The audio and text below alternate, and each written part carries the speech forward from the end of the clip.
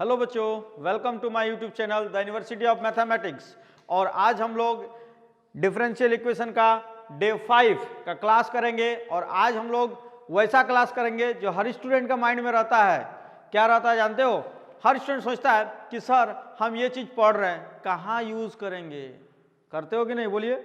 कोई भी, हम भी, चाहे आप भी, चाहे दुनिया का कोई भी इंसान कोई सामान भी खरीदता है तो उस पहले सोचता है कि इस सामान का यूज कहाँ करेंगे। तो बिना यूज किया हुआ, मतलब जब तक हमको इसका यूज पता नहीं है तो मजा नहीं आता है। आपके घर में एक टेबल भी है, यदि आपको पता नहीं कि टेबल में बैठा जाता है तो आपका घर में टेबल भी है तो आपको फिर अच्छा नहीं लगता होगा कि मेरे कोई काम का चीज़ है, फेंक दिया जाए। आप उसी तरह से जो इतना डिफरेंशियल इक्वेशन पिछले 4 दिनों में पढ़े, आज उसका यूज सीखेंगे। और यूज को ही हम लोग बोलेंगे word problem on differential equation. Differential equation में वर्ड प्रॉब्लम क्वेश्चन जो हम लोग एनसीईआरटी से चुने हुए हैं। आप किसी भी अदर बुक से भी चुन के प्रॉब्लम सॉल्व कीजिएगा। डाउट होगा तो हमसे पूछ लीजिएगा कमेंट करके। चलिए तो हम लोग आज के क्लास को आगे बढ़ाते हैं। चलिए तो सबसे पहले आप लोगों को आज वर्ड प्रॉब्लम का जो इसमें है, देखिए हम लोग इससे पहले क्या करते थे कि डिफरेंशियल इक्वेशन को दे देता था। डिफरेंशियल इक्वेशन दे देता था, कुछ भी 2xy कुछ भी इस तरह से दे देता था और हम लोग इसको सॉल्व करते थे। याद है पार्टिकुलर सॉल्यूशन? हमें याद है, तुम्हें भी याद होगा। लास्ट क्लास, इससे लास्ट वीडियो जिसको डे 4 वाला वीडियो है उसमें आप देखिएगा, लास्ट का एक क्वेश्चन हम सॉल्व किए जिसमें पार्टिकुलर सॉल्यूशन का डिस्कशन किए हुए हैं। पार्टिकुलर सॉल्यूशन एक्चुअली में होता क्या है, फिर से एक बार सुनिए। मान लीजिए इस डिफरेंशियल इक्वेशन को हम सॉल्व कर रहे हैं, देखिए कैसे करेंगे। dy बाय y सेपरेट करके 2x और dx हो गया। अब इंटीग्रेट करेंगे तो इंटीग्रेट यदि करेंगे तो इसका हो जाएगा log y और इसका हो जाएगा x square plus c। 2x का x स्क्वायर होगा क्योंकि x का x स्क्वायर बाई 2 होता है, तो 2 2 कटेगा तो x स्क्वायर प्लस c। अब इसमें कुछ ऐसा कंडीशन दे देगा जिससे मेरा c का वैल्यू निकल जाएगा और वही इसका पार्टिकुलर सॉल्यूशन होगा। बोल देगा कि ये जो कर्व है वो 4,1 से पास कर रहा है, ये कर्व 4,1 से पास कर रहा है। तो हम लोग क्या करेंगे, x के जगह 4, y की जगह 1 रखेंगे, तो y की जगह 1 रखेंगे तो log 1 और x की जगह 4 रखेंगे तो 4 का स्क्वायर प्लस c। तो फाइनली log 1 का वैल्यू 0 होता है, 4 का स्क्वायर 16 होता है प्लस c। अब इंप्लाइज करके c का वैल्यू मेरा हो जाएगा -16 और यही c का जो वैल्यू है वो इसको इक्वेशन 1 में पुट किया जाएगा। तो इसका आंसर हो जाएगा log y equals to x square -16। ये जो हुआ ये इस डिफरेंशियल इक्वेशन का पार्टिकुलर सॉल्यूशन हुआ। कौन सा solution? Particular solution. Particular solution और जनरल सॉल्यूशन में बस थोड़ा सा डिफरेंस है। जनरल सॉल्यूशन में एक आर्बिट्रेरी कांस्टेंट रहता है जो फैमिली ऑफ कर्व बताता है और इसमें एक पार्टिकुलर कर्व, मतलब ये तो ये, समझे ना? तो देख, जैसे मैं आपको बता रहा हूं, एक इंसान को मैंने देखा तो इंसान एक जनरल हो गया। अब उसमें किन्हीं का नाम लिया तो फिर आपको समझ आ गया होगा कि ये पार्टिकुलर आदमी है, एकदम वही आदमी है।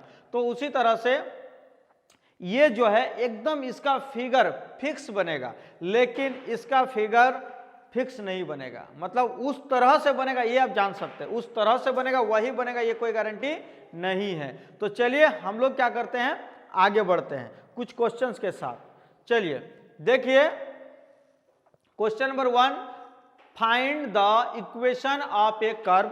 ये क्वेश्चन नंबर 1 हम लिखे हैं क्योंकि आज का क्लास का ये फर्स्ट क्वेश्चन है, लेकिन एनसीईआरटी का बुक में कुछ नंबरिंग और होगा, आप लोग देख लीजिएगा। 9.4 एक्सरसाइज 9.4 डिफरेंशियल इक्वेशन का, उसी का सॉल्यूशन कर रहे हैं। आप किसी अदर्स बुक्स का भी सॉल्यूशन कर रहे हैं घर में तो आराम से कीजिए और कमेंट में पूछिएगा, मैं बता दूंगा। चलिए, find the equation of A curve. एक कर्व का इक्वेशन निकालना। क्या बोले थे आपको अभी जस्ट? आपको बोले थे ना कि ये कर्व है और ये भी कर्व है, ये एक फिक्स कर्व है, इसका सारा चीज फिक्स हो जाता है, लेकिन इसका कोई फिक्स, मतलब उसी का जैसा होगा लेकिन वो फिक्स नहीं है। इसका सी का अलग अलग वैल्यू के लिए उसका शेप का साइज चेंज होते रहेगा, अलग अलग वैल्यू के लिए अलग अलग साइज, छोटा बड़ा, लेकिन उसी तरह का रहेगा, साइज बड़ा। आप कभी जाते हैं मार्केट, कोई सामान खरीदते हैं, ग्लास लेते हैं तो हमको ग्लास चाहिए लेकिन बड़ा ग्लास चाहिए, छोटा ग्लास चाहिए, जाते हैं ना जी। तो कोई भी चीज़ खरीदते हैं तो जैसे हम लोग नाम वही बोलते हैं, कॉपी खरीदते हैं तो छोटा कॉपी, बड़ा कॉपी, तो बस कॉपी ही रहता है, लेकिन साइज चेंज होते रहता है। उसी तरह ये कर्व है, वही कर्व रहेगा, बस साइज, मान लो इसका कोई नाम है, मान लो कोई नाम है तो उस वही नाम से ही पुकारा जाएगा, सी का कोई वैल्यू है वही नाम रहेगा। मान लो इसका नाम कोई भी हम नाम ले लेते हैं कर्व एक्स, तो ये एक्स कर्व है ना, ये तो एक्सपोनेंशियल कर्व होगा, तो एक्सपोनेंशियल कर्व है तो ये भी एक्सपोनेंशियल ही है, लेकिन इसका ग्राफ फिक्स नहीं है और इसका ग्राफ एकदम फिक्स है, एकदम फिक्स है, समझे। चलिए, जैसे आप बहुत सारा कुछ देखे होंगे कि जिसका साइज फिक्स आता है, मार्केट में कोई भी सामान खरीदते होंगे एकदम साइज फिक्स आता है, उसका ना बड़ा मिलता है ना उसका छोटा साइज मिलता है। तो उसी तरह ये कर्व हो गया कि ये एकदम फिक्स हो गया, इसमें आप कुछ भी चीज़ अपने से बढ़ा नहीं सकते हैं और ना ही अपने से घटा सकते हैं, लेकिन मन है तो आप इसका साइज बड़ा छोटा कर सकते हैं। चलिए नेक्स्ट आगे बढ़ते हैं। चलिए, तो हम लोग क्या करते हैं कि अभी जो हम लोग क्वेश्चन बनाने वाले हैं, हाँ सॉरी यही क्वेश्चन बनाने वाले हैं, तो इस क्वेश्चन में देखिए बोल रहा है कि find the equation of the curve passing through the point 0 0, मतलब हम लोग उस कर्व का इक्वेशन निकालने वाले हैं जो 0 0 को सेटिस्फाई करे, क्योंकि वो 0 0 से पास करना चाहिए। चलिए, और and whose differential equation is y dash equal to इतना, तो y डैश मीन्स आपको पता है, y डैश मीन्स होता है dy बाई dx, तो ये तो एक प्रकार का वर्ड प्रॉब्लम है, लेकिन पुराना सॉल्यूशन, पुराना मेथड से सॉल्व हो जाएगा। चलिए सॉल्यूशन हम लोग करते हैं, लिखते हैं गिवन डिफरेंशियल इक्वेशन इज, देखिए y dash equals to e का पावर x साइन x।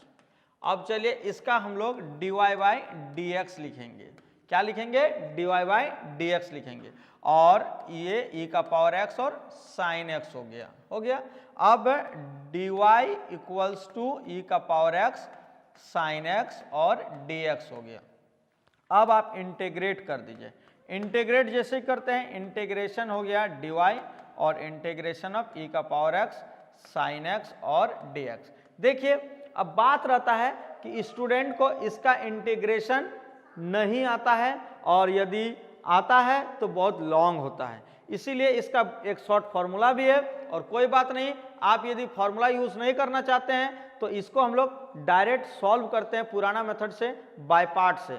चलिए हम लोग क्या करते हैं, मान लेते हैं इसको इक्वेशन 1 मानते हैं, इसको इक्वेशन 2 मानते हैं। देखिए इक्वेशन 1 2 देने से कोई नहीं, आपका सुविधा होता है सॉल्यूशन में, कभी भी जरूरत पड़ जाए इसका तो इसका हमको पुकारने के लिए इक्वेशन 2 बोलेंगे। नहीं यूज हुआ तो भी मेरा क्वेश्चन इस इक्वेशन मानने से गलत नहीं होता है, ना ये गलत प्रोसेस है ना कोई एडवांस लिखे हुए हैं, इतना आप लिख सकते हैं। चलिए अब हम लोग क्या करते हैं, लेट कर लेते हैं, जो RHS है उसको I1 या कुछ भी नाम दे सकते हो इसको सॉल्व करने के लिए। चलिए साइन x dx, अब हम लोग I1 को सॉल्व करके वैल्यू निकालेंगे और फिर उसको जाके सब्स्टिट्यूट कर देंगे इक्वेशन 2 पर। तो चलिए देखिए हम लोग क्या करते हैं, I1 इक्वल्स टू कितना है, इंटीग्रेशन e का पावर x और साइन x dx। तो देखिए सॉल्व कैसे करेंगे, बाय पार्ट से। तो बाय पार्ट में आपको पता है कि हम लोग साइन x को बाहर करेंगे, देखिए, और इंटीग्रेट करेंगे e का पावर x को, और फिर minus integration differentiation of sine x, और फिर इंटीग्रेशन ऑफ e का पावर x dx, और फिर टोटल का इंटीग्रेशन dx, समझे ना। चलिए अब आप देखिए ये साइन x हो गया, e का पावर x का e का पावर x ही होता है इंटीग्रेशन, और फिर साइन x का डिफरेंशिएशन होता है cos x, और e का पावर x का फिर e का पावर x और dx। अब पता लग रहा है कि फिर से इसका बाय पार्ट होगा, तो देखिए e का पावर x साइन x और फिर माइनस, इसका जब बाय पार्ट हम लोग करेंगे तो इस तरह एक बड़ा ब्रैकेट का यूज करेंगे, आपको सुविधा होगा। अब cos x को बाहर किए, इंटीग्रेशन ऑफ e का power x dx minus integration differentiation of cos x, और फिर इंटीग्रेशन ऑफ e का पावर x dx, और फिर टोटल का इंटीग्रेशन, और ये रहा। चलिए अब हम लोग क्या करते हैं, e का power x sine x minus bracket cos x, और e का पावर x का इंटीग्रेशन e का power x minus integration cos x का माइनस साइन x, और e का पावर x का e का पावर x और dx। चलिए अब देखिए ये हो गया e का पावर x साइन x और माइनस इंटू होगा तो e का पावर x cos x और ये माइनस को मल्टीप्लाई करते हैं माइनस माइनस प्लस और बाहर से फिर एक माइनस आ रहा है और इंटीग्रेशन e का पावर x साइन x और dx हो गया। अब आप देख सकते हैं कि ये जो I1 है फिर से रिपीट कर गया, तो हम लोग क्या करेंगे, यहाँ से तो e का पावर x कॉमन लेंगे sine x minus cos x और ये फिर से I बन गया, सॉरी I नहीं I1 और लेफ्ट में भी आपका क्या है I1 है, तो I1 प्लस I1 राइट से लेफ्ट आ गया e का power x bracket sine x minus cos x हो गया। अब I1 प्लस I1 क्या होता है 2I1, तो इस 2I1 को हम लोग क्या करेंगे, देखिए I1 को रखते हैं और 2 को RHS भेज देते हैं, मीन्स e का पावर x बाई 2 और ये sine x minus cos x। अब यहां लिखेंगे putting value of I1 in equation 2, तो इक्वेशन 2 में जैसे हम इसका पहले पुट करेंगे तो इक्वेशन 2 क्या था, आप देख सकते हैं इक्वेशन 2 क्या था, देखिए dy और ये था। चलिए हम लोग आगे बढ़ते हैं, देखिए dy इक्वल्स टू उसका वैल्यू ही रख देते हैं डायरेक्ट e का पावर x बाय 2 और यहां पर था sine x minus cos x और प्लस c। अब इसका dy का y हो जाता है ex by 2 sine x minus cos x plus c। अब कंडीशन दिया है कि ये कर्व ओरिजिन से ही पास हो रहा है, ये कर्व कहां से पास हो रहा है, ओरिजिन से, तो according to question required curve passes through origin। क्या आप समझ पाए कि ओरिजिन से पास कर रहा है कि नहीं कर रहा, देख लीजिए अच्छा से, देखिए 0 मीन्स 0,0 मीन्स ओरिजिन।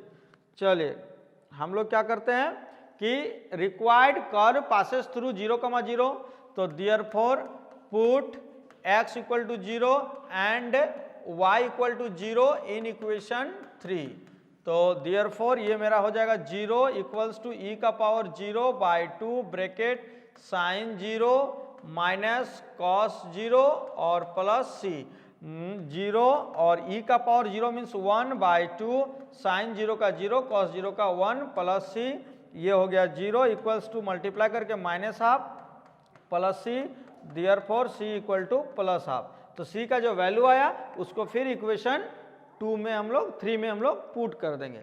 चलिए अब इक्वेशन, तो putting value of c in equation 3 we get required curve. चलिए वी गेट लिखते हैं डायरेक्ट, we get y equals to e का पावर x बाई 2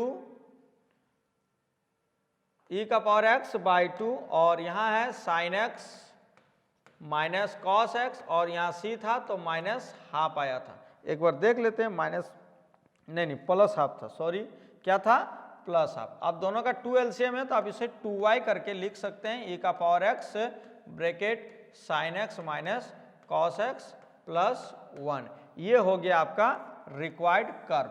देखिए फिर से मैं आपको बता देता हूं कि ये जो कर्व है वो फैमिली ऑफ कर्व नहीं है, ये केवल कर्व है। फैमिली ऑफ कर्व उसी में होता है जिसमें आर्बिट्रेरी कांस्टेंट होता है, क्योंकि उस कांस्टेंट की जगह हम अलग अलग वैल्यू रख के उसका हम साइज चेंज कर सकते हैं, भले ही उसका रूप रंग वही रहेगा लेकिन साइज चेंज हो जाता है। अब इसमें जानते हैं आप कि इसमें आप कुछ नहीं चेंज कर सकते हैं, इसमें आपका कोई भी आर्बिट्रेरी कांस्टेंट नहीं है, इसमें जो है एकदम फिक्स बन गया, साइज भी रूप भी रंग भी बन गया तो बन गया, इसे आप नहीं बदल सकते हैं। इसी को हम लोग पार्टिकुलर सॉल्यूशन बोलते हैं। उस डिफरेंशियल इक्वेशन का ये सॉल्यूशन है, मतलब वो जो डिफरेंशियल इक्वेशन था इसी से बना हुआ था, समझे। चलिए तो जिस तरह एक वर्ड प्रॉब्लम बनाए उस तरह हम लोग आगे का भी वर्ड प्रॉब्लम क्वेश्चन को सॉल्व करते हैं। चलिए नेक्स्ट क्वेश्चन देखिए, आपके लिए मजा आते रहेगा, बस कंटिन्यू देखते रहिए, समझे ना, क्योंकि क्वेश्चंस बनाना है और क्लियर से बनाना है, एकदम मेरा वादा रहा। आप केवल ध्यान से सुनिए और समझिए।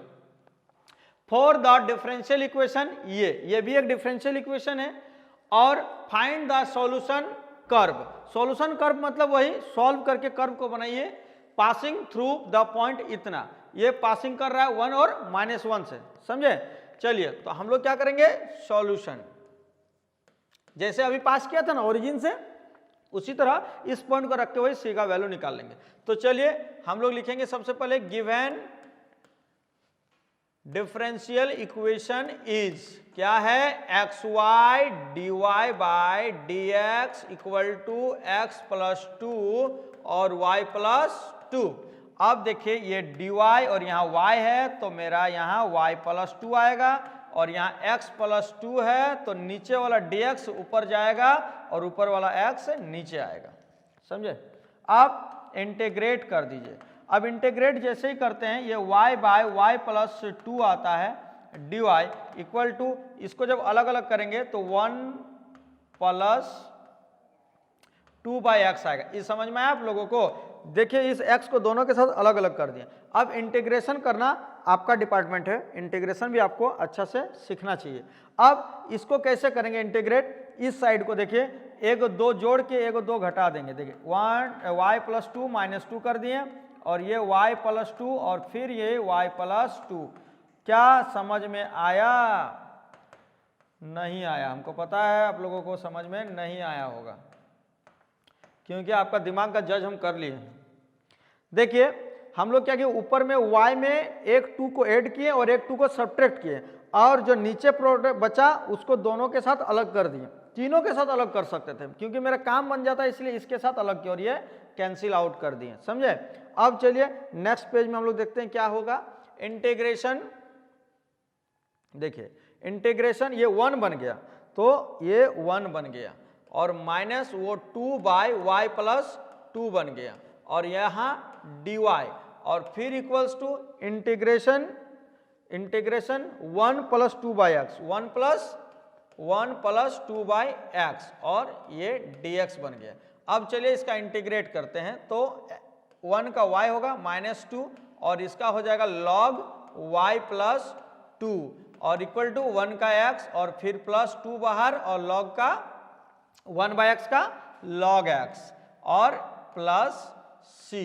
अब जानते हो आंसर मिलाने के लिए हम लोग इससे पहले जिसमें केवल जनरल सॉल्यूशन निकालना होता था उसमें हम लोग c देते थे, कभी c²/2 देते थे, कभी log c देते थे। इसमें कोई जरूरत नहीं, पार्टिकुलर सॉल्यूशन में आप c को किसी तरह से मानिएगा वैल्यू वही आएगा, समझे। इसीलिए इसमें टेंशन नहीं लेना, केवल c जोड़ देना है। चलिए अब अकॉर्डिंग टू क्वेश्चन ये इक्वेशन 2 ही शायद बनाएगा, क्या नहीं माने थे क्या कोई इक्वेशन, देखते हैं। नहीं माने, अब जब वहाँ 2 मान दिए तो यहाँ तो एक 1 करिए दो। चलिए हो गया। अब according to question equation 2 passes through, equation 2 passes through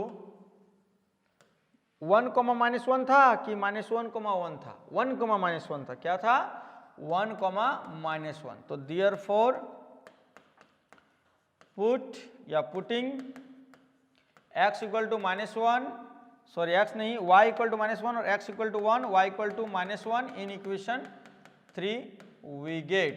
चलिए हम लोग क्या करते हैं, y के जगह -1, तो ये -1 हो गया, -2 log, फिर y के जगह -1, तो -1 प्लस 2 ये 1 देगा, और इक्वल्स टू x के जगह 1, फिर 2 log 1 और प्लस c। क्या आपको पता है log 1 का वैल्यू होता है 0, क्या होता है 0 होता है। चलिए तो -1 और ये पूरा 0, क्योंकि log 1 0, तो 0 को 2 से इंटू करेंगे तो 0 हो जाएगा, इक्वल टू फिर 1 और फिर ये भी 0, क्योंकि यहाँ भी log 1 है, देख लीजिए, प्लस c। अब इस 1 को लेफ्ट ले आएंगे तो -1 और वो भी आएगा तो फिर -1 इक्वल टू c, इंप्लाइज करके c का वैल्यू -2 निकल गया। अब यही c का वैल्यू केवल वहां जाके बैठा देना है, आपका आंसर कंप्लीट, समझे। तो चलिए अब हम लोग आगे बढ़ते हैं। तो फ्रॉम इक्वेशन 2 है ना, from equation 2 y -2 log y plus 2 equal to x plus 2 log x और c के जगह -2, ये आपका आंसर हो गया। आप चाहते हैं तो इसको और ढंग से लिख सकते हैं, लेकिन कोई बहुत ज़्यादा जरूरत नहीं है। आंसर ये आपका आंसर हो गया। हम लोग सेकंड क्वेश्चन का भी सॉल्यूशन आपको दे दिए। चलिए अब नेक्स्ट वर्ड प्रॉब्लम क्वेश्चन, चलिए नेक्स्ट वर्ड प्रॉब्लम क्वेश्चंस को पढ़िए और समझिए। देखिए कि बोल रहा है कि find the equation of A curve, एक कर्व का इक्वेशन निकालिए पासिंग थ्रू द पॉइंट 0,-2। ये भी एक हिंट आपको मिला, क्या ये है वो वैल्यू जिसमें x का और y का वैल्यू रख के c निकालते थे, वो आपको हेल्प मिल गया। और given that at any point xy, कोई पॉइंट है xy में on the curve the product of the slope of its tangent, और उसका टेंजेंट का slope and y coordinate of the point is equal to the x coordinate of the point. बड़ी लोचा वाला है, नहीं कोई लोचा नहीं। देखिए आपको पता है कि किसी भी कर्व का स्लोप जो होता है वो dy/dx होता है, किसी भी कर्व का स्लोप, क्योंकि ये आप कहाँ पढ़े होंगे एप्लीकेशन ऑफ डेरिवेटिव्स में, dy निकालते थे dy/dx तो वो स्लोप बताता था। जैसा जैसा पॉइंट का वैल्यू रखते थे उस पॉइंट पर उसका टेंजेंट का स्लोप बताता था। किसका बताता था? टेंजेंट का स्लोप। तो देखिए ये कह रहा है कि किसी भी पॉइंट, वो आर्बिट्रेरी पॉइंट है, किसी पॉइंट पर, मतलब मनचाहा पॉइंट है ये, किसी पॉइंट पे उसका जो स्लोप ऑफ इट्स टेंजेंट जो है, product of slope of its tangent and y coordinate, किसी पॉइंट, जो भी पॉइंट लोगे, जैसे xy पॉइंट लिए तो xy पॉइंट का स्लोप और y कोऑर्डिनेट का प्रोडक्ट वो इक्वल टू क्या है? x coordinate of the point, x coordinate मतलब ये है। तो ये डिफरेंशियल इक्वेशन हम लोग का हो गया। ये दिया हुआ नहीं था, हम लोग अपने से निकालें। आप बोलोगे सर नहीं समझे, कोई बात नहीं, फिर समझा रहे हैं। क्वेश्चन का कहना है एक कर्व है, कर्व पासेस कर रहा है 0,-2 से, और उस कर्व का वैल्यू आपको बताना कि कौन सा कर्व है। और ये हम लोगों को हेल्प कर दिया है कि जो भी कर्व है उस कर्व का कोई पॉइंट है x, y, उस पॉइंट पे उसका टेंजेंट का जो स्लोप होगा वो जितना है वो उसी पॉइंट का y कोऑर्डिनेट का प्रोडक्ट करने पर वो x कोऑर्डिनेट के इक्वल होता है। तो आप उस कर्व को बताएं। तो हम लोग वही किए कि उसका स्लोप को उसका y कोऑर्डिनेट से हम लोग प्रोडक्ट किए और उसको x कोऑर्डिनेट के इक्वल किए। तो चलिए हम लोग क्या करते हैं, इसको हम लोग लिखते हैं। तो हम लोग लिखेंगे सॉल्यूशन में, देखिए according to question direct dy/dx और ये y इक्वल टू x हो गया। अब ये y हो गया, ये dy equal to x dx हो गया। अब इसका इंटीग्रेट करो, इंटीग्रेट, तो हम लोग क्या करेंगे y²/2 इक्वल्स टू x²/2 और प्लस c। आपको पता है c/2 भी मान सकते हैं, लेकिन यहाँ मान के कोई फायदा ही नहीं होगा। चलिए इतना हो गया। हाँ एलसीएम उलसीएम ले सकते हैं, लेकिन कोई बात नहीं, रहने दीजिए। एलसीएम ले लेते हैं, चलो इस 2 को उधर मल्टीप्लाई करते हैं तो x² प्लस 2c हो गया। इसको इक्वेशन 2 मानते हैं, 1 उस डिफरेंशियल इक्वेशन को मान लेते हैं, समझे। अब अकॉर्डिंग टू क्वेश्चन इक्वेशन 2 जो है वो पासेस कर रहा है, पासेस थ्रू 0,-2। ये किससे पास कर रहा है? 0,-2 से। तो therefore put x equal to 0 and y equal to -2 in equation 2। We get देखिए हम लोगों को क्या मिलेगा, y के जगह -2, तो -2 का स्क्वायर इक्वल्स टू x के जगह 0, तो 0 का स्क्वायर इक्वल टू 2c, ये 2 का 4 हो गया इक्वल टू 2c, और इंप्लाइज करें तो c इक्वल टू 2 हो गया। अब यही पुट c का वैल्यू क्या करेंगे, putting value of c in equation 2 we get देखिए c का वैल्यू जैसे ही रखेंगे, ये y² equal to x² minus c का वैल्यू 2 आया, माइनस नहीं प्लस है, c का वैल्यू 2 आया तो ये +4 हो गया। क्या हो गया? +4। तो यही मेरा सॉल्यूशन हो गया, यही मेरा सॉल्यूशन हो गया। तो इसी तरह से हम लोग क्वेश्चन का वर्ड प्रॉब्लम को समझ के उसका डिफरेंशियल इक्वेशन बनाएंगे और उसका डिफरेंशियल इक्वेशन को सॉल्व करके गिवन कंडीशन को रखेंगे और आर्बिट्रेरी कांस्टेंट को का वैल्यू रख के एग्जैक्ट सॉल्यूशन निकालेंगे। ये एग्जैक्ट हो गया, मतलब जो क्वेश्चन था उसी का एकदम सॉल्यूशन है, समझे। चलिए अब नेक्स्ट आगे बढ़ते हैं। चलिए फिर शायद उसी तरह का प्रॉब्लम है।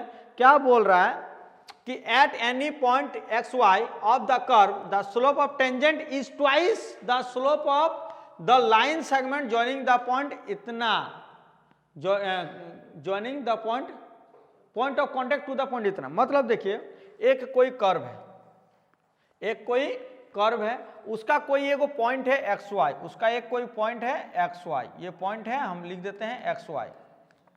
तो at any point x y of the curve the slope of tangent, इस पॉइंट पे जो टेंजेंट का स्लोप होगा, तो एक टेंजेंट को भी हम लोग ड्रॉ कर लेते हैं, एक टेंजेंट को भी हम लोग ड्रॉ कर लेते हैं। चलिए एक टेंजेंट भी ड्रॉ हो जाए,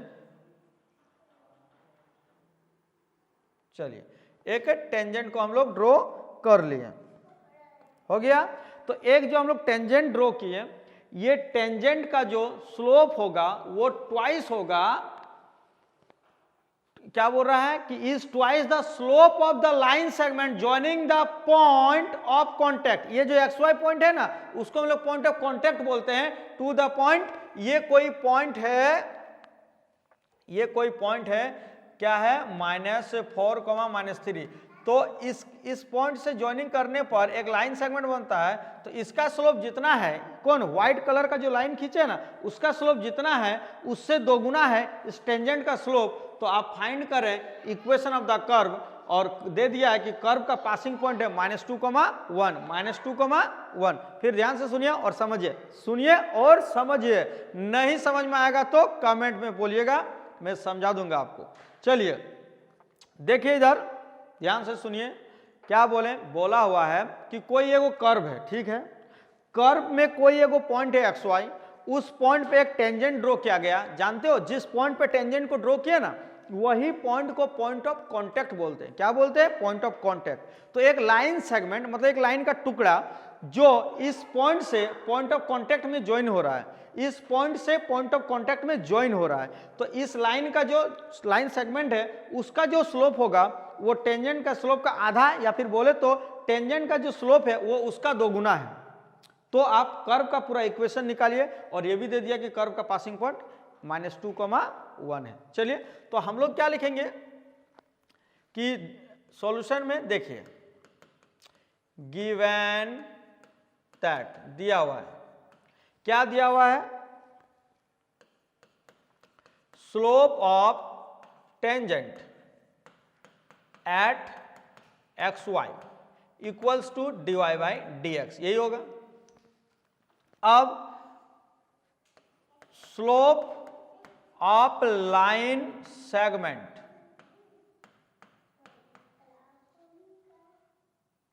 slope of line segment equals to, आप जानते हैं दोनों के बीच का स्लोप, तो स्लोप का एक फॉर्मूला होता है y2 - y1 bye x2 - x1।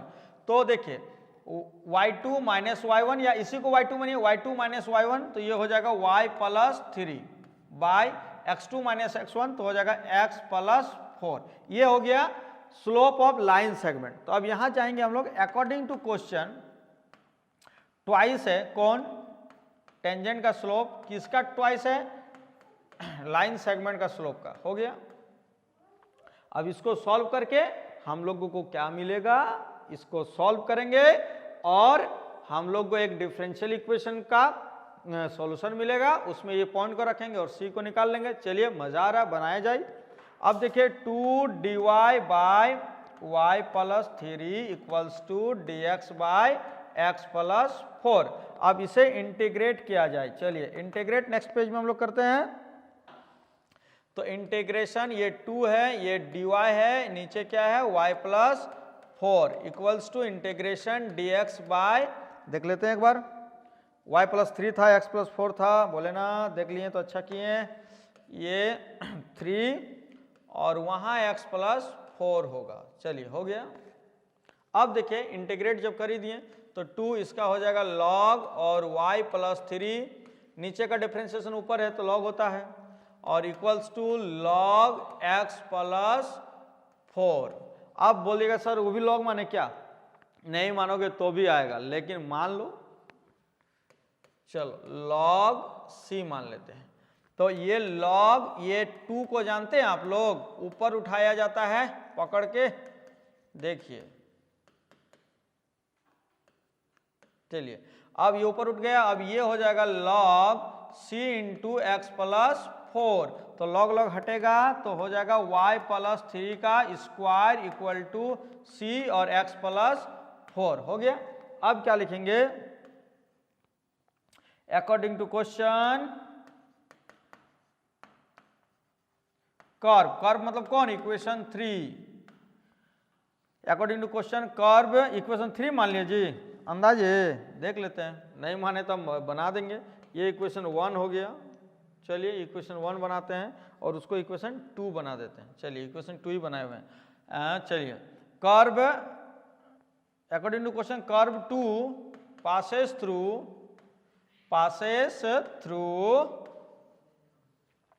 कौन सा पॉइंट था जी, -2,1, कहाँ था, -2,1, तो therefore putting value of x equal to -2, y equals to 1 in equation 2 we get, चलिए अब हम लोग को क्या मिलेगा, y का वैल्यू 1, तो 1 प्लस 3 का होल स्क्वायर और c और x के जगह -2, तो -2 प्लस 4, तो 1 और 3 4, 4 का स्क्वायर 16 इक्वल टू 2c, तो implies c equals to 8, equal to c equal to क्या हो गया, 8 हो गया। अब यही c का वैल्यू को इक्वेशन 3 में पुट करेंगे, तो चलिए छोटा सा है इक्वेशन, पुटिंग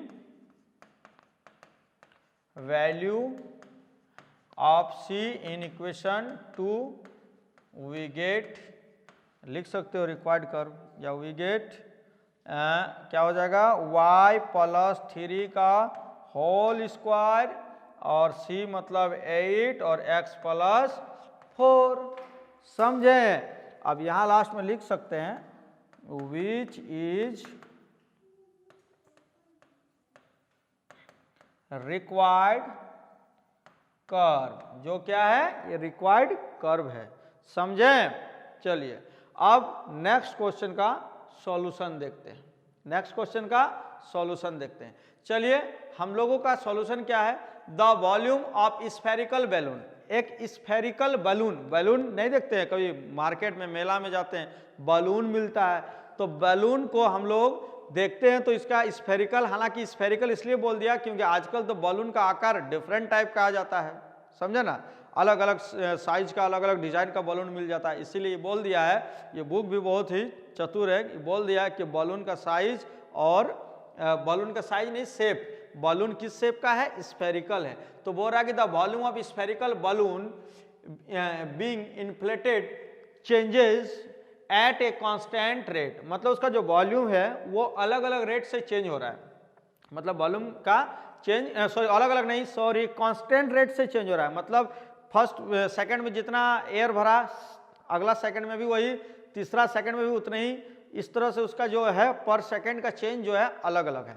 चलिए उसके बाद बोल रहा है कि इफ इनिशियली मतलब एकदम शुरुआत में इट्स रेडियस इज 3 सेंटीमीटर, मतलब हमको बलून, ऐसा तो हम लोग मार्केट से खरीदते हैं तो बलून गोलाकार होता ही नहीं है, हम लोग इन्फ्लेटेड करते हैं तब जाके मिलता है, लेकिन हम लोगों को कहीं से बैलून फुला हुआ मिल गया कि उसका वो ऑलरेडी स्फेरिकल है, उसका रेडियस 3 दे दिया है और 3 सेकंड के बाद ये 6 यूनिट का रेडियस दे देता है, तो find the radius of the balloon after t second, तो हो सके कि आपको ऐसा रेडियस निकालना है कि वो t सेकंड के बाद, मतलब t के जगह रखते जाएगा 10, 15 सेकंड, 20 सेकंड, 40 सेकंड, तो उसको रेडियस मिलते जाए, ऐसा आपको ज़्यादा फूलेगा तो फट जाएगा, लेकिन ऐसे फॉर्मूला हम लोग निकाल लेंगे।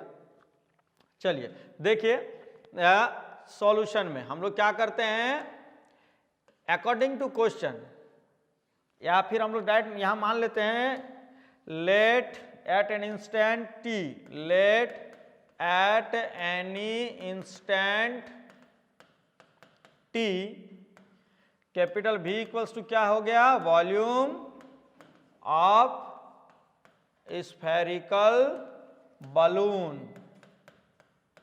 चलिए तो therefore dV by dt means rate of change of volume, volume में रेट ऑफ चेंज, तो वो कितना है k, यहां लिख देते हैं वेर k इज कांस्टेंट, जहां k क्या है, कांस्टेंट है। चलिए अब क्या करते हैं, अब यही डिफरेंशियल इक्वेशन में सॉल्व करते हैं। तो आपको मैं बता दूं कि इसको अभी सॉल्व कर, ये भी डिफरेंशियल इक्वेशन है, लेकिन इसको सॉल्व करेंगे तो हमको भी मिलेगा। तो हमको कहीं वॉल्यूम निकालने बोला नहीं है, इसीलिए हम यही नहीं सॉल्व करेंगे, भी का वैल्यू रखेंगे। क्या आपको पता है कि स्फेयर का वॉल्यूम क्या होता है?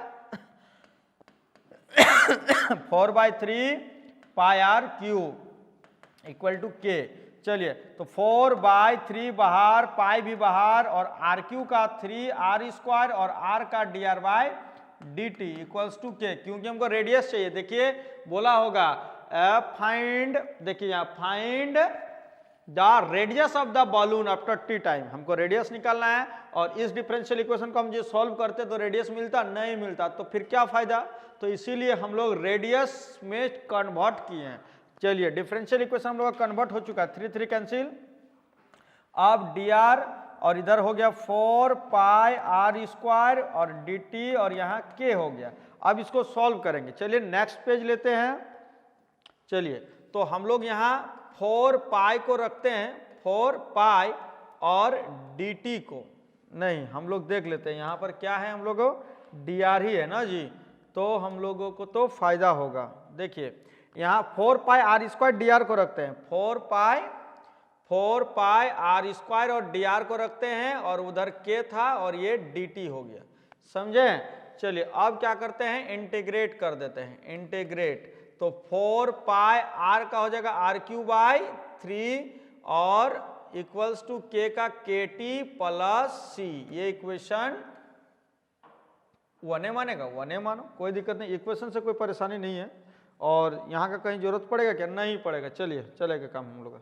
यहाँ इक्वेशन 1 हो गया। अब अकॉर्डिंग टू क्वेश्चन व्हेन, जब t इक्वल्स टू 0, बोलोगे sir t equals to 0, t equals to 0 मतलब इनिशियली, इनिशियली मतलब शुरुआत। कोई भी काम का शुरुआत होता है तो शुरू में टाइम क्या रहता है? 0। कभी हम लोग क्लास स्टार्ट करते हैं तो कितना टाइम से क्लास स्टार्ट करते हैं? 0। मतलब कितना आवर हुआ क्लास स्टार्ट किया हुआ, तो बोलते हैं जो अभी तो शुरू ही नहीं हुआ है तो टाइम 0। इसी तरह कोई भी इनिशियली काम हमेशा t का वैल्यू 0 लिया जाता है। तो when t equals to 0 then, तो जब t इक्वल्स टू 0 तब बोल दिया था कि r 3 यूनिट है। कितना है? 3 यूनिट है। तो देयरफॉर फ्रॉम इक्वेशन 1 देखिए 4 पाई r के जगह 3, तो 3 का q और बाई 3 है, और उस समय k 0 t 0 था तो ये 0 हो गया प्लस c, तो c का वैल्यू निकल गया। कितना होगा जी? 4 पाई और ये तो 27/3, 3 9 27, 9 4 जा 36 पाई। ये अभी हमारा क्या निकला है? c निकला है। अब c का वैल्यू रखा जाएगा इक्वेशन 1 पर, तो by putting c equals to 36 pi in equation 1, equation 1 becomes, चलिए इक्वेशन 1 हो जाएगा 4 पाई r³/3 और equals to kt plus 36 pi. अब हम इस इक्वेशन को 2 मान लेते हैं। अब इस इक्वेशन 2 को फिर एक कंडीशन है कि आफ्टर 3 सेकेंड, 3 सेकेंड के बाद रेडियस 6 हो जाता है, देख सकते हैं। आफ्टर 3 सेकेंड इट्स रेडियस या इट इज 6 यूनिट, मतलब वही रेडियस 6 यूनिट हो जाता है। तो चलिए हम लोग इसको फिर आगे बढ़ाते हैं कि again when t equals to 3 second then r equal to 6 unit. तो देयरफॉर 4 पाई/3 और RQ जो है ना जी, RQ मतलब 6Q इक्वल टू KT। आप देख सकते हैं, देखिए RQ है उसका KT, तो KT मतलब हो गया K और T मतलब 3 और प्लस KT के बाद क्या हो गया, ये तो नेक्स्ट क्वेश्चन में चल गया का जी। KT प्लस 36 पाई, KT प्लस 36 पाई। चलिए अब यहाँ हो गया इतना, और 6 का क्यूब कितना होता है? 6 3 कितना हो जाएगा जी? 6 × 6 × 6 लिखते हैं, और इक्वल टू 3k प्लस 36 पाई। आप ही का सिंप्लीफिकेशन आसान हो जाएगा, 3 2 जा हो गया। अब 4 दूनी 8 पाई और उधर 36 और इक्वल टू 3k और फिर यहाँ हो गया 36 पाई।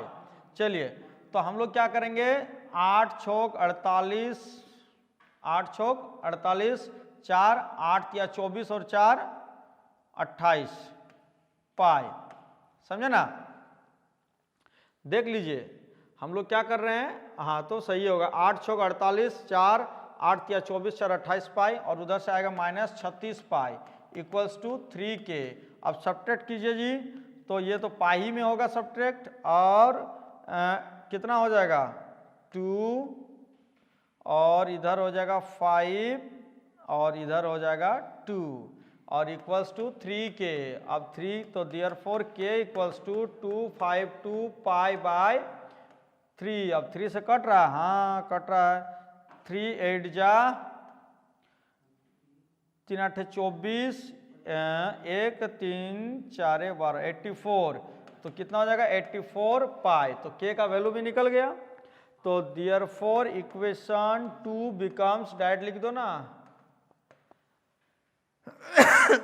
4/3 pi r q equals to 84 pi t, K का वैल्यू रखें, और equals to 36 pi equal to कितना हो गया 36 पाई। देखो कहाँ पर है, इससे पहले यहाँ देख सकते हो 4 pi by 3, 4 pi by 3, 4 pi by 3 r cube और के टी हो ना, तो के और के की जगह वैल्यू रख दिए और टी का वैल्यू, के का वैल्यू कितना रखे हम लोग 84 इतना और रख दिए। अब आगे बढ़ते हैं, देखो यहाँ से हम लोग क्या करते हैं, पाई देखिए दोनों तरफ से कॉमन है, कैंसिल हो जाएगा, पाई कट जाएगा।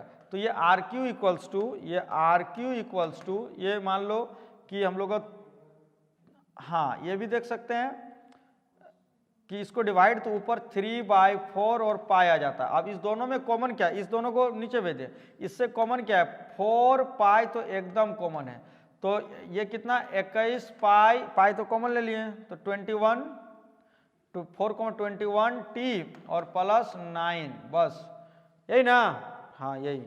अब देखो ये कट गया, अब 3 से मल्टीप्लाई कर दो तो 21 या 63 टी, 63 टी प्लस 3 9 जा 27, ये हुआ।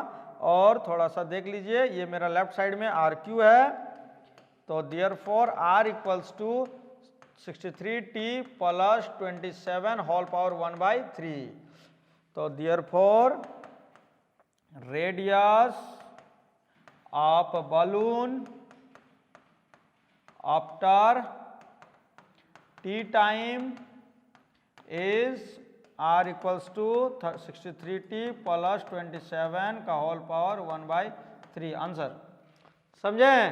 देखिए डिफरेंशियल इक्वेशन सीखें तो किस तरह का प्रॉब्लम में और किस तरह का सॉल्यूशन दे रहा है, मतलब एक्सपेक्ट भी नहीं किए थे कि इस तरह का सॉल्यूशन हम लोग लाइफ में करेंगे। तो ये होता है, क्या दिया था, एक बलून था, बलून में ये बोल दिया था कि एक कांस्टेंट रेट से क्या बढ़ रहा है, उसमें हवा भरा जा रहा है। हवा भरना मतलब उसका वॉल्यूम में चेंज होना, उसका वॉल्यूम में चेंजिंग दे दिया था, वो भी बोल दिया था कि कांस्टेंट है, एकदम फिक्स वैल्यू नहीं दिया था। फिक्स वैल्यू दे देता तो हम लोग एक ही वो कंडीशन से हम लोग निकाल लेते पूरा आर का वैल्यू, लेकिन वो दिया दूसरा कंडीशन हम लोगों को रखा कि शुरुआत में बलून का रेडियस 3 यूनिट था और 3 सेकंड के बाद वो 6 यूनिट हो गया।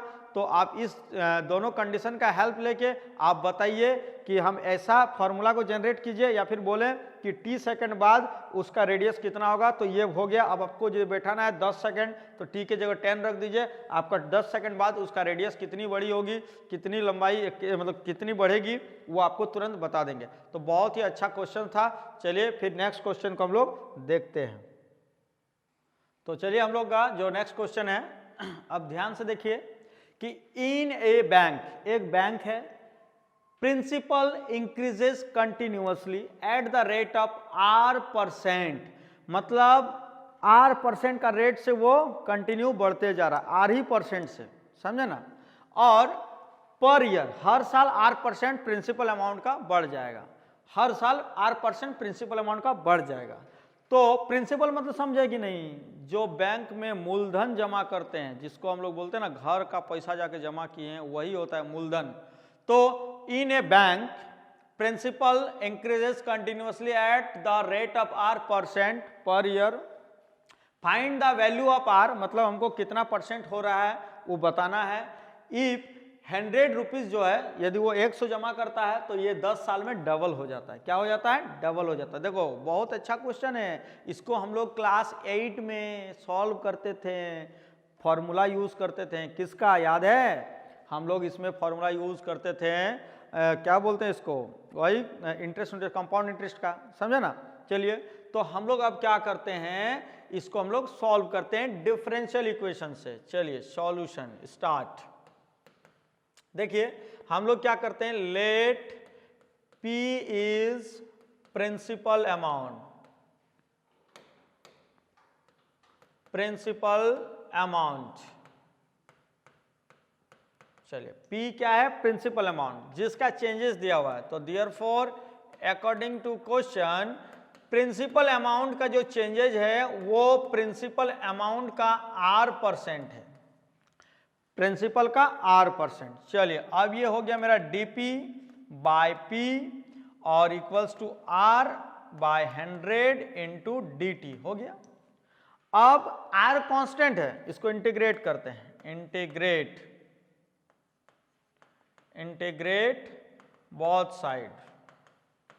चलिए इंटीग्रेट करते हैं बोथ साइड, तो integrate dP by P equals to integrate R by 100 और dt। तो इसका क्या हो जाएगा, log P इक्वल्स टू इसका R बाय 100 तो कांस्टेंट है और T हो जाएगा, और प्लस एक कांस्टेंट C जुड़ जाएगा, एक कांस्टेंट C जुड़ जाएगा। अब हम लोग यहां पर जाएंगे अकॉर्डिंग टू क्वेश्चन। देखिए कि according to question, if t equals to 10 then, हाँ इनिशियली देखो यहां पर भी दो कंडीशन रहेगा, r का वैल्यू भी और c का वैल्यू दोनों निकालेंगे ना। तो if t equals to 0 then p equals to 100, मतलब क्या बोला कि 100 रुपया डबल हो जाता है 10 साल में। तो 100 रुपया शुरू में जमा करेंगे, तो शुरू में जो 100 रुपया हम जमा करेंगे तो तब टाइम कितना था, 0 था। तो if t equals to 0 then p equals to इतना, तो देयरफॉर इस इक्वेशन को क्या नाम देंगे जी, नाम इक्वेशन 1 इसको रखो, इसको 2 रखो। अब यहां लिखेंगे कि देयरफॉर इक्वेशन 2 बिकम्स, ये इक्वेशन 2 बनेगा। देखिए जैसे हम t0 रखेंगे तो लेफ्ट साइड में log p है, तो log p का जगह 100 हो जाएगा। कितना हो जाएगा, 100 इक्वल्स टू, सॉरी हम लोग आगे आ गए, हाँ और क्या है, और RHS में R की जगह हम लोग क्या लिखेंगे, R बाय 100 ही रहेगा, R बाय 100 और t के जगह 0 और प्लस C देख लेते हैं एक बार। चलिए हाँ प्लस C, तो हम लोग का ये कितना हो गया, log 10 log 100 ये हम लोग का हो गया C का वैल्यू। किसका वैल्यू हो गया, C का वैल्यू। अब हम लोग क्या करेंगे, log 100 का वैल्यू जो है हम लोग रखेंगे कितना, 2। log 100 का क्या होता है, 2 होता है। जैसे log 100 को लिखेंगे 10 स्क्वायर और ये 2 log 10 और 2 हो गया, log 10 का वैल्यू 1। अब देखिए, अब ध्यान से देखिए, अब हम लोग क्या करेंगे कि again if t equals to, again if t equals to 10 then p क्या हो जाएगा, डबल हो जाएगा, मतलब 200 हो जाएगा। तो देयरफॉर ये कितना हो जाएगा उस समय, देखिए log p हो गया 200, है ना। इसको ना अभी हम लोग इस वैल्यू को अभी नहीं लेते हैं, क्योंकि यहाँ हम लोग का, हाँ देखिए यहाँ पर c का वैल्यू log 100 ही रहने देते हैं, c का वैल्यू log 100 ही रहने देते हैं। देखो ये हो गया 200 और यहाँ जब 10 लेंगे तो r इंटू 10 और बाय में 100 है और प्लस c का वैल्यू कितना है log 100। अब इसको इधर ले आएंगे तो log 200 और बाय में 100 हो जाएगा। क्यों?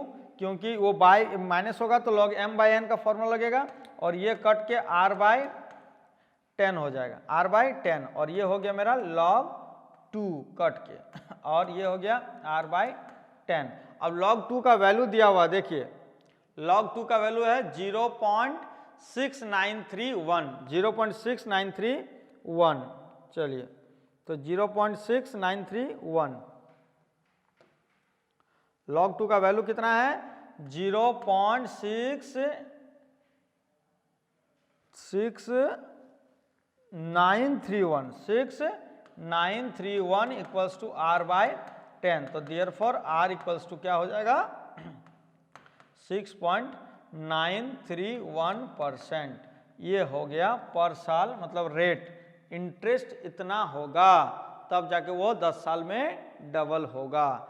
चलिए फिर एक क्वेश्चन हम लोग नेक्स्ट निकाल रहे हैं। चलिए क्या बोल रहा है कि इन ए बैंक, एक बैंक है, principal increases continuously at the rate of 5%। वहां पर आर का वैल्यू निकालना था, यहाँ आर भी दे दिया है।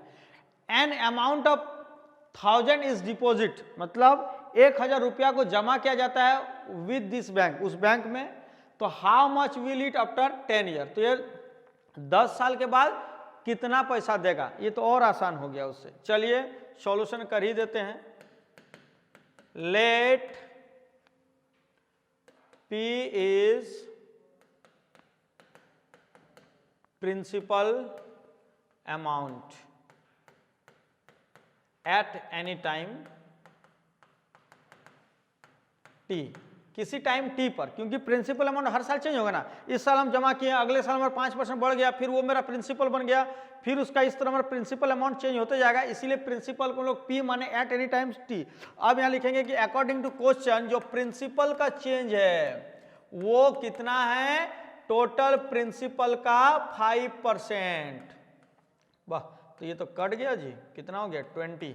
चलिए तो हो गया इम्प्लाइज अब dp by p equals to 1/20 और ये हो गया dt हो गया। अब इसको आप इक्वेशन 1 मान लीजिए, कभी काम आ जा सकता है।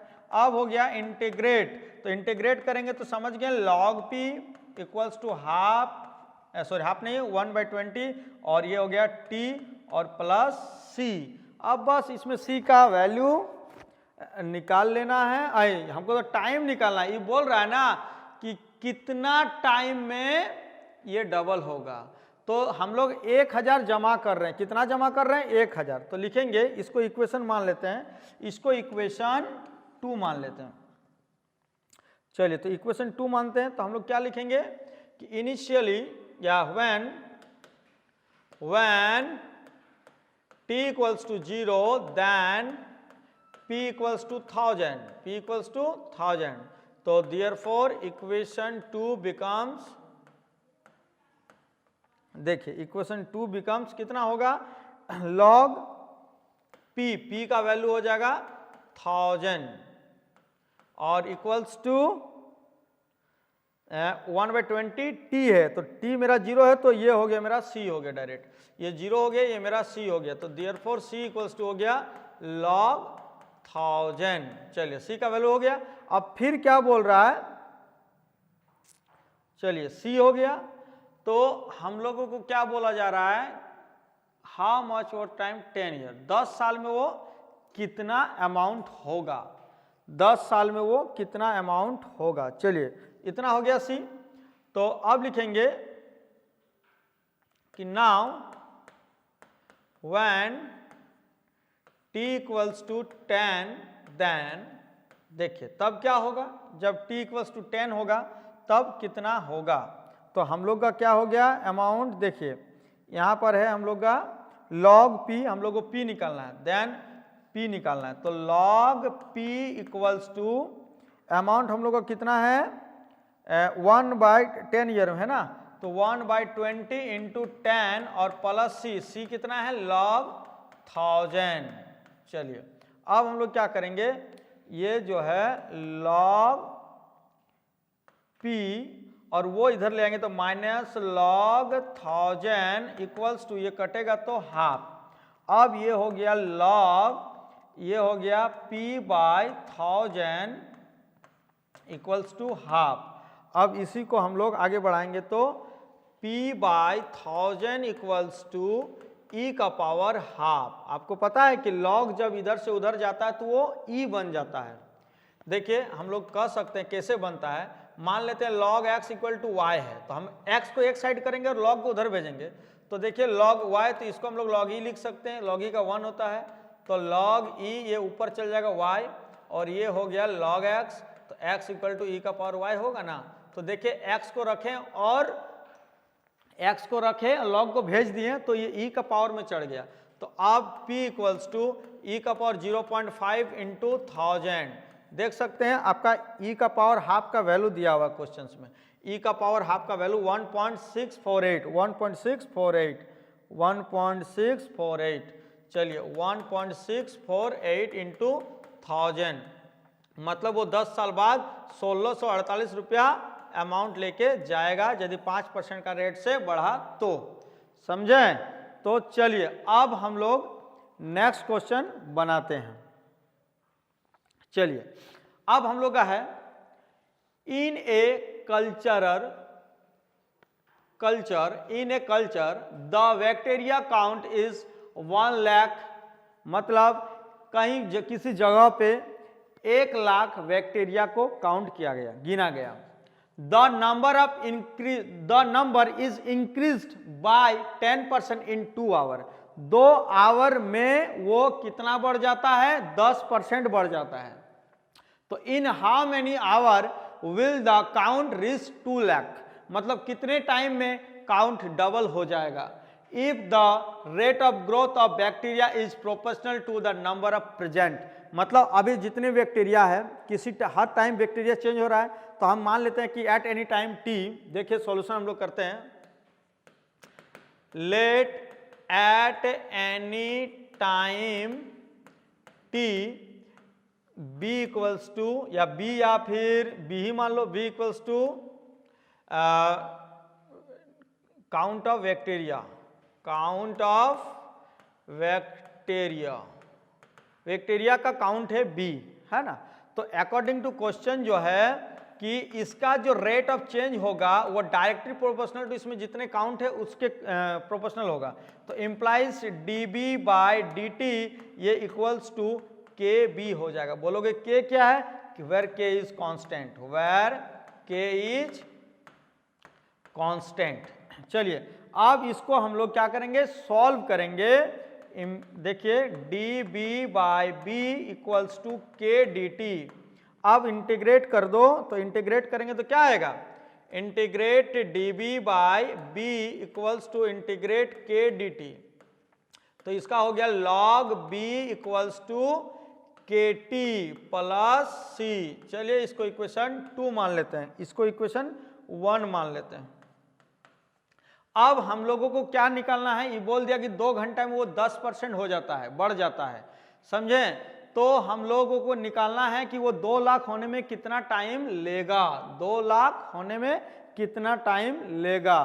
तो चलिए अब हम लोग जाएंगे कि व्हेन, सबसे पहले तो जब टाइम 0 था देन बैक्टीरिया कितने थे 1 लाख, तो from equation 2 log 1 lakh equals to time 0 हो गया तो C1 के log 1 लाख निकल गया। तो देयरफॉर इक्वेशन 2 बिकम्स, चलिए इक्वेशन 2 क्या हो जाएगा, log b equals to k t और प्लस ये हो जाएगा c, मतलब log 1 लाख। चलिए ये हो गया। अब हम लोगों को क्या निकालना है कि जब वो 2 घंटा बाद वो क्या हो जाता है 10% से इंक्रीज हो जाता है। तो चलिए देखिए कि according to question when t equals to 2 then b जो है वो 1 लाख का 10% बढ़ जाता है। तो उस समय बैक्टीरिया कितने होंगे 1,10,000, क्योंकि 1 लाख का 10% कितना होता है 10,000। तो 1,10,000 1,10,000 देखिए 1,10,000 समझे। तो देयरफॉर तो हमारा यहाँ लॉग बैक्टीरिया के सामने 1,10,000 रखा जाएगा और k और यहाँ टी टाइम की जगह 2 और प्लस लॉग 1 लाख। चलिए अब हम लोगों को क्या निकालना है, यहाँ से k निकल जाएगा, k और c निकल जाएगा, तो फिर हम लोग का टाइम इजिली से निकल जाएगा। चलिए देखो अब यहाँ पर क्या है, इसको हम लोग नेक्स्ट पेज ही कर लेते हैं। चलिए अब ये log 1 लाख जो है लेफ्ट लाएंगे, तो लेफ्ट लाएंगे तो माइनस होगा, तो यहां पर हो जाएगा log 1,10,000 बाय 1 लाख और equals to 2k। Equals to क्या होगा 2k, देख सकते हैं, देखिए equals to 2k।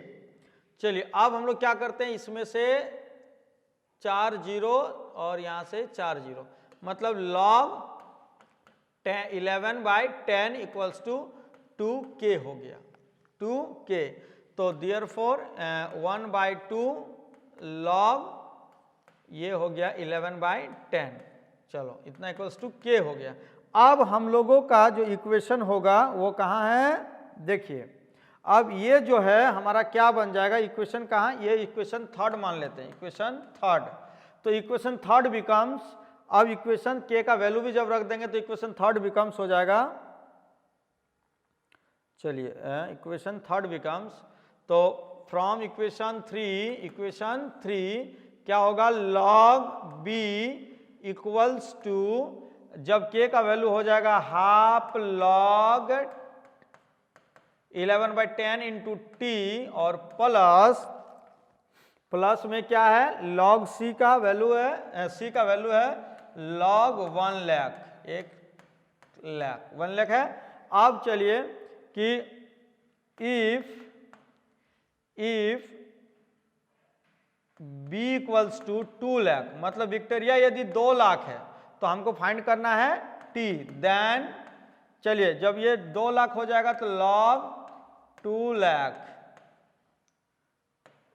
Equals to half log 11/10 t और ये log 1 लाख।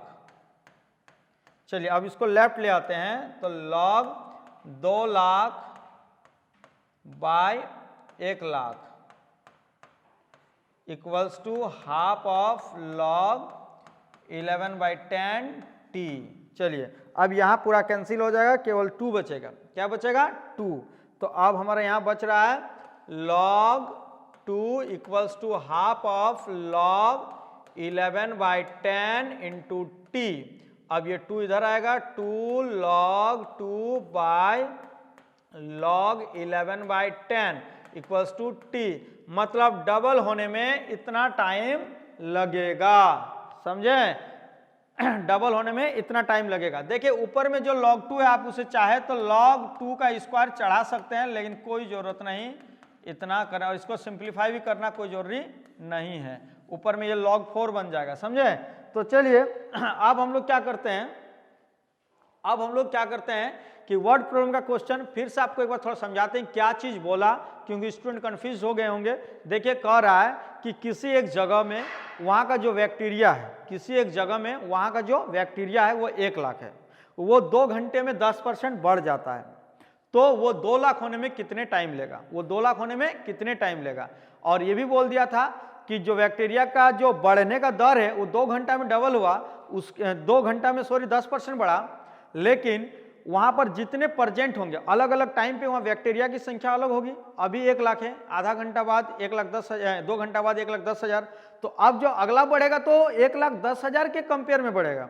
तो वो कह रहा है कि जितना प्रेजेंट है उसका रेट ऑफ चेंज भी उसका डायरेक्टली प्रोपोर्शनल है। उसी का हिसाब से हम लोग लेके इसको बनाएं। अब शायद नेक्स्ट क्वेश्चन हम लोग का क्या है, एक ऑब्जेक्टिव क्वेश्चन है जो आप लोग बना खुद से सकते हैं, लेकिन the general solution of the differential equation, चलिए क्या है, given differential equation, given differential equation is dy by dx equals to e का पावर x प्लस y।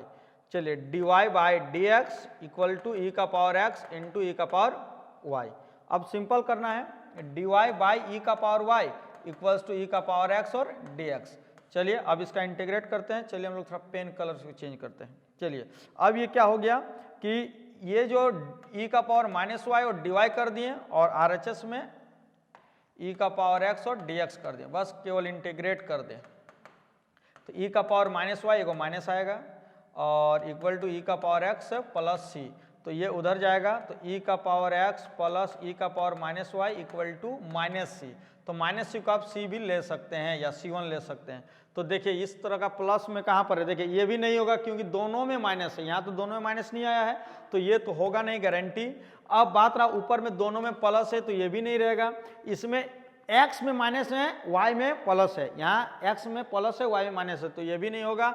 मतलब ऑप्शन 1 हम लोग का सही हो गया। चलिए तो आज हम लोग 4 दिन का मेहनत के बाद हम लोग क्या किए, डिफरेंशियल इक्वेशन का सेपरेबल वेरिएबल से रिलेटेड क्वेश्चंस का प्रॉब्लम को खत्म किए। Thank you. आगे हम लोग फिर नेक्स्ट टॉपिक चलेंगे डिफरेंशियल इक्वेशन का ही। Thank you for watching.